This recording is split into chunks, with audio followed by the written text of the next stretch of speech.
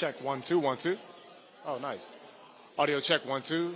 Check 1 2. Final audio check for main and cuts. Just a thumbs up will let me know you all are getting audio and I'm good.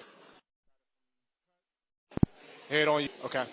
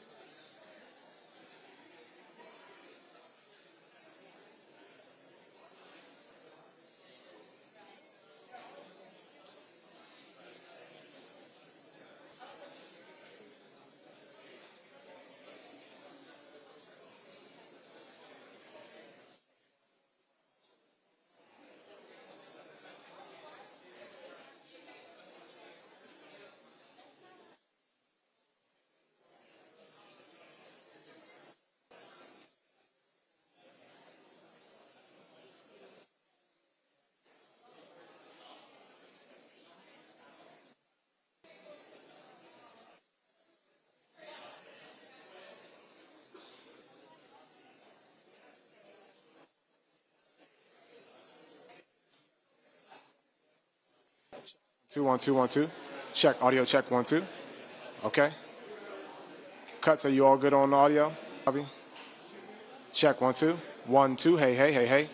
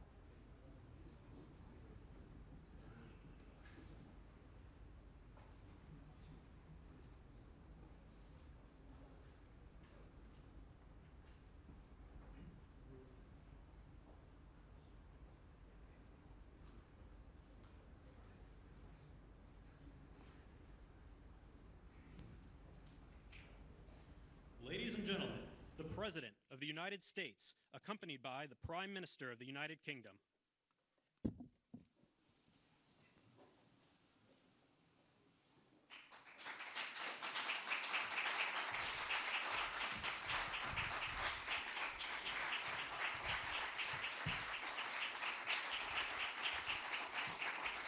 Thank you very much. Thank you very much. Great honor. Today it's my privilege to welcome the Prime Minister of a very special place, the United Kingdom, to the White House. Prime Minister Starmer, you've been terrific in our discussions. You're a very tough negotiator, however. I'm not sure I like that, but that's okay. Very, very special person. The Prime Minister and I have gotten off to an outstanding start. The U.S. and U.K. have a special relationship, very special, really like no other, passed down through the centuries, and we're going to keep it that way. We're going to keep it very strong as it is. Very importantly, I was just notified by letter from King Charles that he's extended through the Prime Minister a historic second state visit to the United Kingdom. And that's a great honor because it's never happened before. One person has never been extended that honor, and I really do call it an honor, but it's not for me, it's for our country. It's respect for our country. So I just want to thank you, and I want to thank King Charles. Thank you very much, and we accept. I don't know if the media is going to follow us. I have a feeling they might. Okay, thank you very much. Appreciate it. I'm pleased to say that the bust of one of the Prime Minister's greatest predecessors, Winston Churchill, is now back in the rightful place in the Oval Office, and we're very proud of it. Our meeting today and the various breakout sessions we had were tremendously productive. Most importantly, I provided the Prime Minister with an update on our efforts to end the bloody and horrible war in Ukraine with Russia, which would never have happened if I were president. That was not going to happen. I promise you that.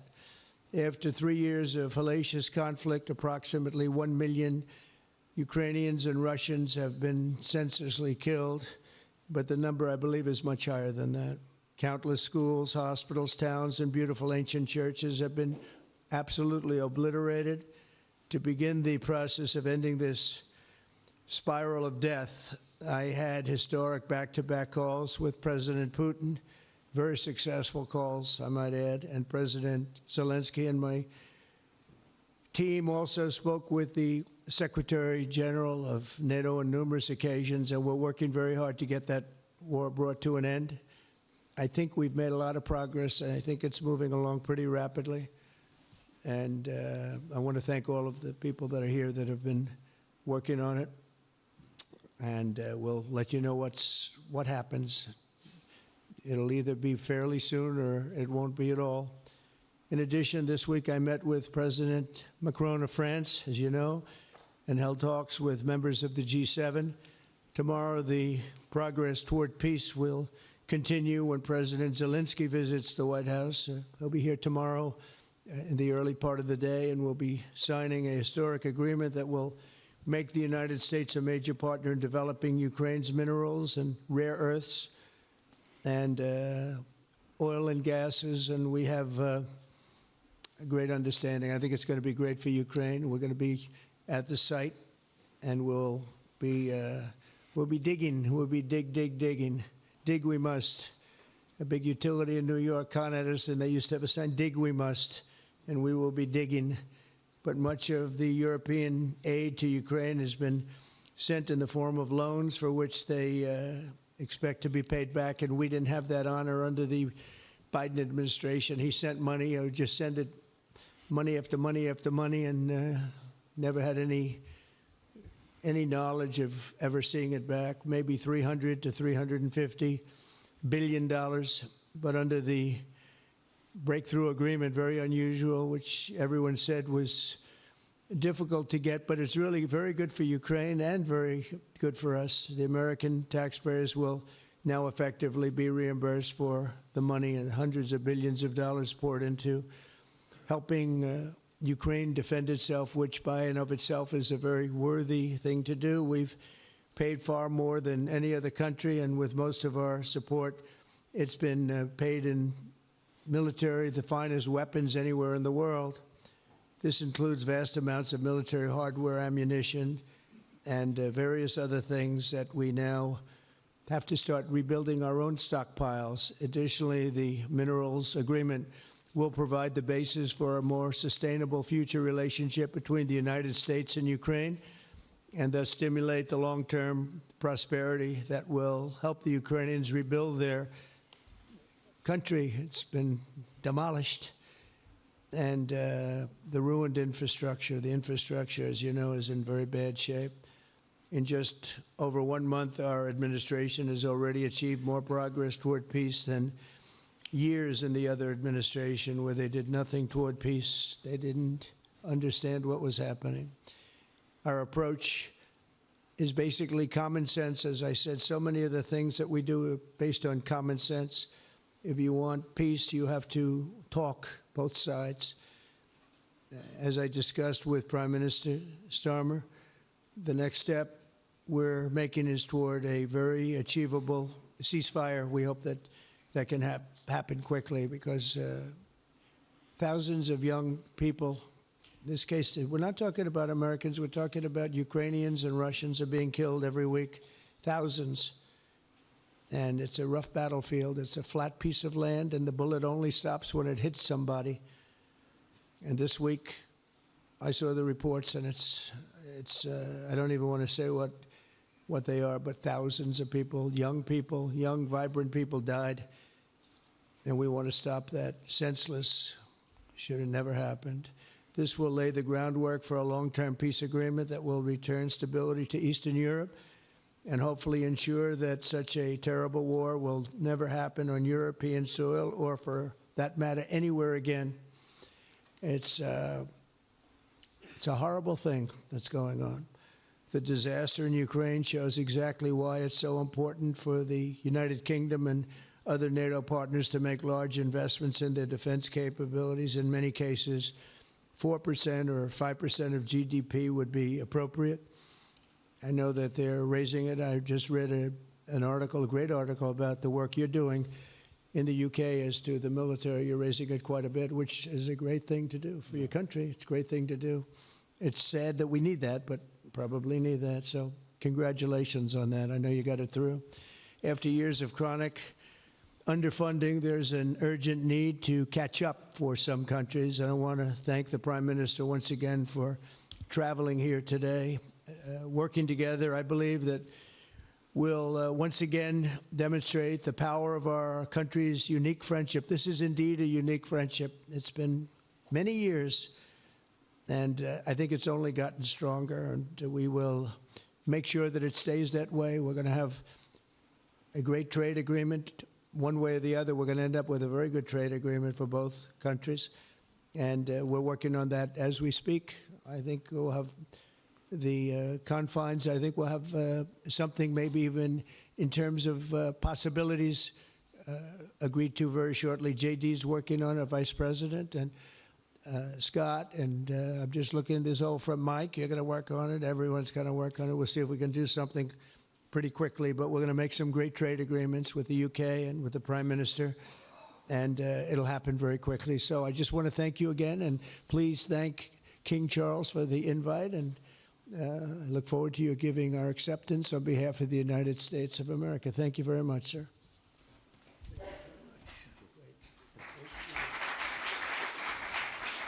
Thank you. Well, thank you very much, Mr. President. Thank you for your hospitality. Thank you for your leadership. This has been a very good and very productive visit. And with your family roots in Scotland and your close bond with His Majesty the King, it's good to know that the United Kingdom has a true friend in the Oval Office. And it was so good to see the bust of Winston Churchill back in its rightful place just a moment ago. But look, in a moment of real danger around the world, this relationship matters more than ever. We remain each other's first partner in defence, ready to come to the other's aid, to counter threats wherever and whenever they may arise. No two militaries are more intertwined than ours. No two countries have done more together to keep people safe. And in a few weeks, we mark VE Day, the 80th anniversary of victory in Europe. Britain and America fought side by side to make that happen. One of the greatest moments in our history. We stand side by side still today, and we're focused now on bringing an enduring end to the barbaric war in Ukraine. Mr. President, I welcome your deep and personal commitment to bring peace and to stop the killing. You've created a moment of tremendous opportunity to reach a historic peace deal, a deal that I think would be celebrated in Ukraine and around the world. That is the prize. But we have to get it right. There's a famous slogan in the United Kingdom from after the Second World War. That is that we have to win the peace. And that's what we must do now. Because it can't be peace that rewards the aggressor or that gives encouragement to regimes like Iran. We agree history must be on the side of the peacemaker, not the invader. So the stakes, they couldn't be higher. And we're determined to work together to deliver a good deal. We've discussed a plan today to reach a peace that is tough and fair, that Ukraine will help shape, that's backed by strength, to stop Putin coming back for more. Now, I'm working closely with other European leaders on this, and I'm clear that the UK is ready to put boots on the ground and planes in the air to support a deal, working together with our allies, because that is the only way that peace will last. Mr. President, in this new era, you're also right that Europe must step up. And let me tell you now, I see the growing threats we face, and so the UK is all in. This year we'll be giving more military aid to Ukraine than ever, and just this week I've set out how we're shouldering more of the security burden. We're already one of the biggest spenders in NATO, and now we're going much further, delivering Britain's biggest sustained increase in defence spending since the Cold War. This isn't just talk, it's action, rebalancing the transatlantic alliance, making us all stronger, and standing up for our shared values and shared security, as Britain always has. And Mr. President, it's no secret we're from different political traditions, but there's a lot that we have in common. We believe it's not taking part that counts. What counts is winning. If you don't win, you don't deliver. And we're determined to deliver for the working people of Britain and America, who want and deserve to see their lives improve. So we're both in a hurry to get things done, and that's what the UK and US do when we work together. We win and we get things done. So we'll do what it takes to keep our people safe. We'll also work together to deliver some big economic wins that can benefit us both. We have a $1.5 trillion invested in each other's economies, creating over 2.5 million jobs across both economies. Our trading relationship is not just strong, it's fair, balanced, and reciprocal. We're leaders together in so many areas, ranked 1 and 2 in the world as investment destinations, 1 and 2 for universities, 1 and 2 for Nobel Prizes, 1 and 2 in golf as well, by the way, and we're the only 2 Western countries with trillion-dollar tech sectors, leaders in AI. And look, we take a similar approach on this issue. Instead of over-regulating these new technologies, we're seizing the opportunities that they offer. So we've decided today to go further, to begin work on a new economic deal with advanced technology at its core. Look, our 2 nations together shaped the great technological innovations of the last century. We have a chance now to do the same for the 21st century. I mean, artificial intelligence could cure cancer. That could be a moonshot for our age. And that's how we'll keep delivering for our people. There are so many opportunities. Keep our nation strong and fulfill the promise of greatness that has always defined this relationship. Finally, to underline the importance of this bond. It was my privilege and honour to bring a letter with me today from His Majesty the King, not only sending his best wishes, but also inviting the President and the First Lady to make a state visit to the United Kingdom, an unprecedented second state visit. This has never happened before. It's so incredible, it will be historic. And I'm delighted that I can go back to His Majesty the King and tell him that President Trump has accepted the invitation. So thank you. Our teams will now work together to set a date, and we look forward to welcome you in the United Kingdom. Thank you once again. Thank you very much. What a beautiful accent. I would have been president 20 years ago if I had that accent. Thank you very much. Okay, let's see here. Go ahead, please. Thank you, Mr. President. Earlier today, you told me that you believe that foreign countries pay tariffs, but Americans who are concerned about higher prices believe, as most people do, that they're paid by consumers and importers when they import things into this country. Can you explain how you came to this belief that foreign governments are paying tariffs? And for the Prime Minister, did you discuss with President Trump his repeated statements of desire to annex Canada? And has the King expressed any concern over the President's apparent desire to remove one of his realms from his control? So I'll go ahead. The first part, the tariffs are necessary because we've been treated very unfairly by many, many countries, including our friends, friend and foe.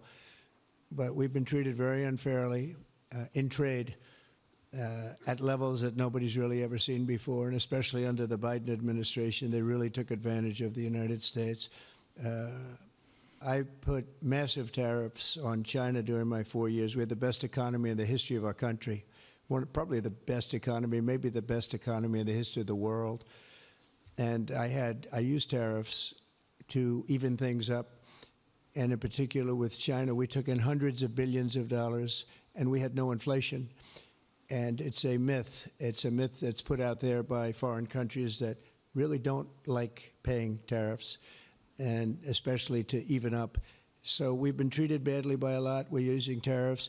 And I find, and you just have to look at the numbers, but I find that it's not about inflation, it's about fairness, and the inflation for us has not existed, and I don't think it's going to exist. We're going to bring our car industry back, we're going to bring our chips back, we're going to bring so many things back to our country, including pharmaceuticals and drugs, and the thing that's going to get us there is tariffs. And I say often, it's my favorite word in the dictionary, but I always preface that by saying now, because I got into a lot of trouble with the fake news where they say that's not good, so I say God, love, family, wife, they're all my favorite words, but tariff is about number 4 or 5 on the list. But I will tell you, it's going to make our country rich, and it's going to stop us from being a laughingstock all over the world, because we have been taken advantage of like no country has ever been taken advantage of. Thank you very much. And look, we had a really good discussion, a productive discussion, a good discussion, as a result of which our teams are now going to be working together on an economic deal. Our teams are going to be working together on security in Ukraine. You mentioned Canada. I think you're trying to find a divide between us that doesn't exist. We're the closest of nations, and we had very good discussions today, but we didn't discuss Canada. Thank you. Please. Go ahead. Go ahead. Yes. Thank you.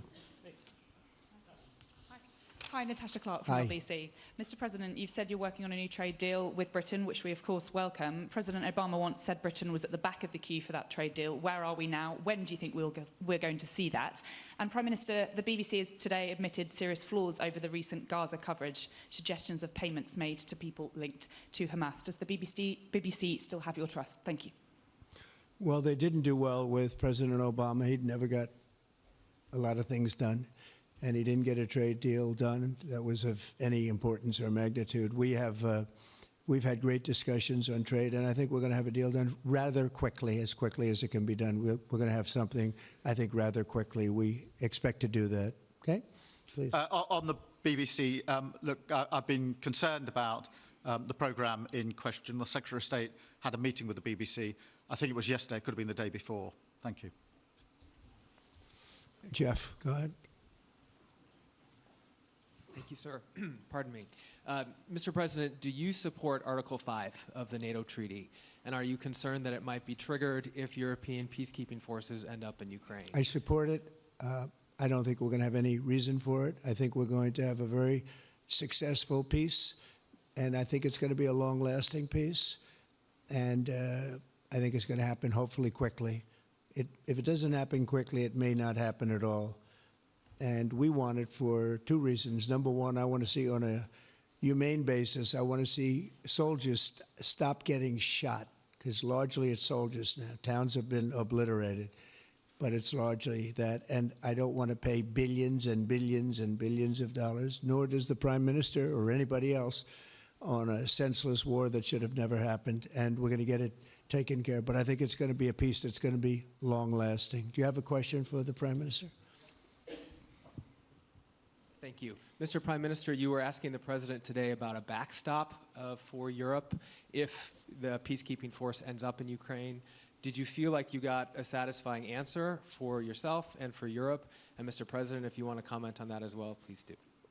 I felt we had a very productive discussion. Obviously, as the President says, the deal has to come first. But yes, our teams are going to be talking about how we make sure that deal sticks, is lasting and enforced. So our teams will be talking about that. Okay. Please, Blue. Mr. President, some experts think it could take more than a decade to mine the precious minerals from Ukraine. How much should the U.S. expect to receive, and when do you expect to see that come to fruition? Well, we're never going to know that answer, but by our being in Ukraine and doing the exploration and also the digging and taking the rare earth, which we need in our country very badly, we'll be doing a substantial amount of work, probably about at least what we have in there, and we hope to be able to do that. You never know when it comes to that. You know, you dig and maybe things aren't there like you think they're there, but we'll be spending a lot of time there. It'll be great for Ukraine. It's like a huge economic development project, so it'll be good for both countries. Okay? Please. Prime Minister, excuse me, Prime Minister, you've talked about putting British soldiers' boots on the ground in Ukraine in the event that President Trump succeeds with his peace deal.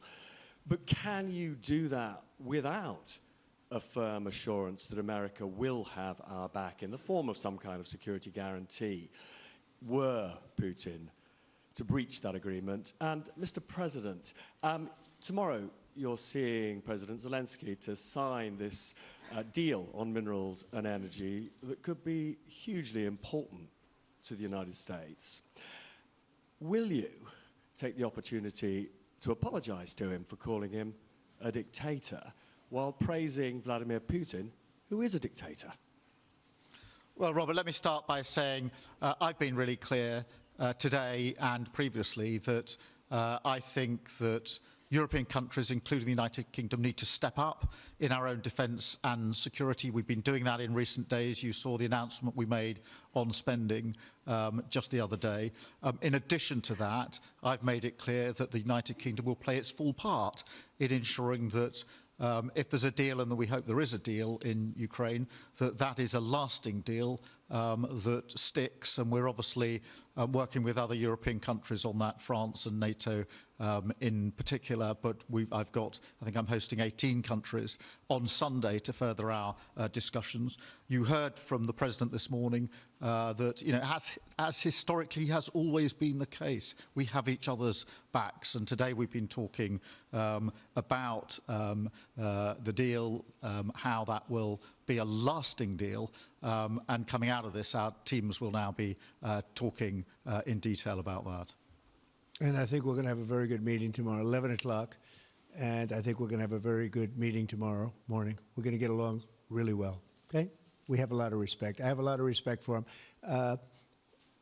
We've given them a lot of equipment and a lot of money, but they have fought very bravely, no matter how you figure it. They have really fought. Somebody has to use that equipment, and they have been very brave in that sense. Yeah, please, go ahead. The ceasefire deal is nearing an end this Saturday, and there's been some worry that phase 2 might never get there. Do you believe that phase 2 of the ceasefire in Gaza will come to fruition? And have you spoken to Netanyahu about it? And for the Prime Minister, this peacekeeping deal has been pushed forward by the UK and France as well. Have you been in discussions with any other European countries to join this initiative? And are you expecting Commonwealth countries to also join the effort? Thank you. So we're working very hard in the Middle East and Gaza and all of the problems, and it's been going on for years and years and centuries and centuries. It's a tough neighborhood, but it could be a very beautiful neighborhood, and I think we're going to come up with some pretty good solutions. But phase 1 is almost complete. We've had some people that have been very seriously injured, very seriously hurt, both physically and mentally. They've come out of there and some of them in very, very bad shape. It's shocking. Many young people aren't in bad shape. Young people are strong, healthy. They don't die. People have come out dead, young people and old people. It's a rough situation, but I think we're going to make it much better, and I think that we've had a huge impact on that since we've been in just the 4 weeks. I think we've had a huge impact on Gaza, the Middle East, and we have some pretty good talks going on concerning lots of other people that are going to make it better. So we'll see what happens. Nobody really knows, but we'll see what happens. But I think we've had a very positive impact. Prime Minister? Yeah, on the question of the European countries, yes, I've spoken to a number of countries, particularly in the last few weeks. We had a meeting in Paris last week. I've got a meeting on Sunday with 18 countries to further our discussions. Obviously, we've been talking quite intensely to our French colleagues and to NATO, but to other countries as well, because, as I say, I think it's important for European countries, including the United Kingdom, to step up and do more in the defence and security of Europe and our continent and the United Kingdom, and we'll do so. Well, we're talking to a number of other countries. Thank you. Yes, in the red, please. Pink red, flaming red. Is it me or her? Go ahead. Okay, thank you, Mr. President. A question on Ukraine. Number one is, if you're not considering the security guarantees, are you open to other forms of, for example, intelligence cooperation with Ukraine? And Mr. Prime Minister, President Trump has proposed a plan for Gaza. Does this fit into the two-state solution that the UK held for a long time? Do you see it fit into your general Middle Eastern strategy? Thank you so much. Yeah, thank you very much. We're open to many things, but before I even think about that, that's almost pleasant to think about because that would mean that peace has been arrived at. We have to arrive at that peace. And, you know, you went 3.5 years with an administration that never even really had a meeting. They didn't have a meeting on peace. And there was no prospect of peace. I think, frankly, Russia wanted to go through the whole long deal. I don't think they do anymore. I don't think they do. We had a very big impact on that whole situation. But I don't like talking about phase 2 until I get phase 1. Phase 1 is I have to make peace. And we have to get Russia to agree. We have to get Ukraine to agree. And I think we will, I think we've come a long way. I believe we're going to get it done. I wouldn't say that if I didn't think so. And I think it will be very important, very historic, and we're going to save a lot of lives. On the question of Gaza, the last few weeks of the ceasefire have been very impactful. And for me, there are two images that I remember more than any other. The first is Emily Damari, who is British, being reunited with her mother. You may remember she had her fingers missing after what she endured. That was an incredible moment. I'd spent a lot of time with her mother whilst she was held captive, and her mother went through absolute torture. The other image was thousands of Palestinians marching through rubble, trying to return to their communities and their homes. So we have to do everything we can to ensure that the ceasefire continues, so that more hostages can be returned, so that aid can be brought in that's desperately needed. We need to allow Palestinians to return and to rebuild their lives, and we must all support them in doing that. And yes, I believe that the two-state solution is ultimately the only way for a lasting peace in the region. And think of that, she came home with her fingers and part of her hand blown off. That's terrible. How bad does it get? And we had others that came home in much worse shape than that. Yeah. It's a terrible situation. Please, yes. Thank you. Mr. President, did our Prime Minister persuade you not to put tariffs on the UK? And if I may, Prime Minister, do you think that Vladimir Putin is a man who will keep his word? Thanks. He tried. He was working hard, I'll tell you that. He earned whatever the hell they pay him over there.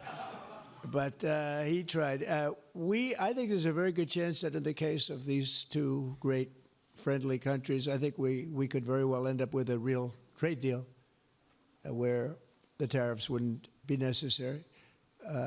We'll see. But he earned whatever they pay him. He earned today. He was working hard at lunch, and I'm very receptive to it. I think in all fairness, in all seriousness, I think we have a very good chance at arriving at a very good deal. JD and Scott and Howard, all the people are working on it, and I think we have a good chance at arriving at a deal that could be terrific, really terrific for both countries. Okay? Thank you. On the second part of the question, I think my views on Putin are pretty well rehearsed and pretty well known. My concern is that if there's a deal, and I hope there is a deal, that it must be a lasting deal, that it's not a temporary measure. And that is why I think it's really important that Putin knows that this deal, a historic deal, which I very much hope comes about, is there, and it's a lasting deal. And that we're able to deal with any inclination he has to go again or go further. I think we'll have two deals. I think we'll have a deal on ending the war, and I think we're going to end up with a great trade deal with you. And it's an honor to be with you, and I want to thank everybody very much. Thank you very much. Thank you. Thank you very much. Thank you.